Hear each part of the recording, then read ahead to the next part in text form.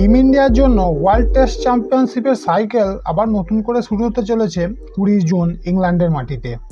হেডিংলিতে শুরু হতে চলেছে প্রথম টেস্ট ইংল্যান্ড এবং ভারতের মধ্যে। এবার টিম ইন্ডিয়াকে নেতৃত্ব দেবেন শুভমান গিল।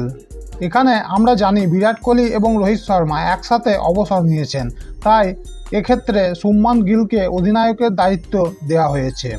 এর ফলে আবার কেএল রাহুল এবং করুণ নায়ার এই দুইজন ক্রিকেটারকে নতুন করে সুযোগ দেওয়া হয়েছে। এছাড়াও আর একজনের নাম, যে নামটা না বললেই নয়, সেটা হচ্ছে আমাদের বাংলার অভিমন্যু এসরান, যাকে আবারও দলে রাখা হয়েছে। বাঙালি হিসাবে আমরা অবশ্যই চাইব অভিমন্যু এসরান এবার ইংল্যান্ডের সিরিজে ডেবিউ ক্যাপটা যেন তার মাথায় পড়ে। আমাদের এই বাংলার ব্যাটারের কনসিস্টেন্সিটা একটা অন্য লেভেলের রয়েছে।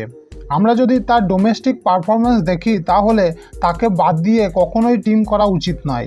তা সত্ত্বেও আমরা জানি কিছু লবি এবং গ্রুপবাজির জন্য বাঙালিরা সবসময়ই মার খেয়ে থাকে।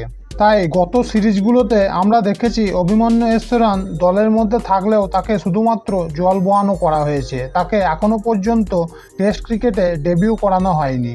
এবার আমরা আসুন দেখে নেই অভিমন্যু এসরানের ডোমেস্টিক ক্রিকেটের কিছু পরিসংখ্যান। ফার্স্ট ক্লাস ক্রিকেটে 103টি ম্যাচে 177টা ইনিংস, এর মধ্যে 16টা নট আউট, 7,841 রান, 233 বেস্ট এবং 48.7 অ্যাভারেজ। এবং আমরা এখানে দেখতে পাচ্ছি 27টা সেঞ্চুরি এবং 31টা হাফ সেঞ্চুরি রয়েছে। লিস্ট এ ক্যারিয়ারে তার 89টা ম্যাচে 87টা ইনিংস এবং 3,857 রান, 149 বেস্ট এবং 47 অ্যাভারেজ।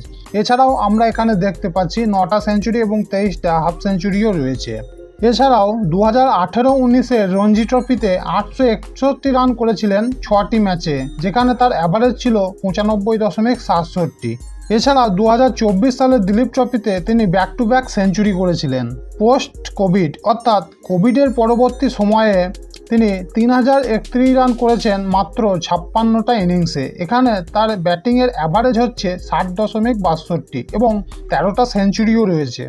আমরা জানি এই টেস্ট সিরিজ শুরু হবার আগে ভারত দুটি আনঅফিসিয়াল টেস্ট ম্যাচ খেলেছে ইংল্যান্ডের সাথে, যেটা একটা হয়েছে 30 মে থেকে 2রা জুন এবং আর একটা হয়েছে 6 জুন থেকে 9 জুন। এখানে অভিমন্যু এসরান প্রথম ইনিংসে দুটো ক্ষেত্রেই অসফল হয়েছেন, কিন্তু প্রথম টেস্টের দ্বিতীয় ইনিংসে 68 রান এবং দ্বিতীয় টেস্টের দ্বিতীয় ইনিংসে 92 বলে 80 রানের একটা অ্যাগ্রেসিভ ইনিংস খেলেছিলেন। যদিও বিশেষজ্ঞরা মনে করছে প্রথম টেস্টে যশস্বী জয়সওয়ালের সাথে ওপেনিং করবেন কেএল রাহুল এবং শুভমান গিল যেহেতু 4 নম্বরে ব্যাট করবেন, তাই 3 নম্বরে বিশেষজ্ঞদের মতে করুণ নায়ারকে নেওয়া হতে পারে। যদিও এখানে অনেক বিশেষজ্ঞ মনে করছেন করুণ নায়ারের জায়গায় অভিমন্যু এসরানকে নেওয়া যেতে পারে।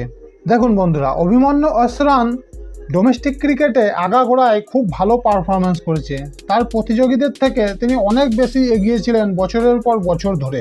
তবে বর্তমানে যেহেতু করুণ নায়ার নতুন করে ভালো পারফরমেন্স করে দলে সুযোগ পেয়েছে, তাই এক্ষেত্রে অভিমন্যু এসরানের জায়গা করা খুব কঠিন বলে মনে হচ্ছে।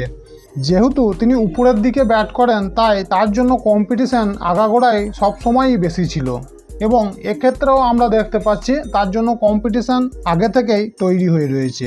বন্ধুরা, আপনাদের কি মতামত? অভিমন্যু এসরানকে কি প্রথম টেস্টে খেলানো উচিত? যদি মনে হয় তাহলে অবশ্যই কমেন্টে জানাবেন। আর ভিডিওটা যদি ভালো লাগে তাহলে অবশ্যই লাইক করে চ্যানেলটাকে সাবস্ক্রাইব করে নেবেন এই ধরনের ভিডিওর জন্য।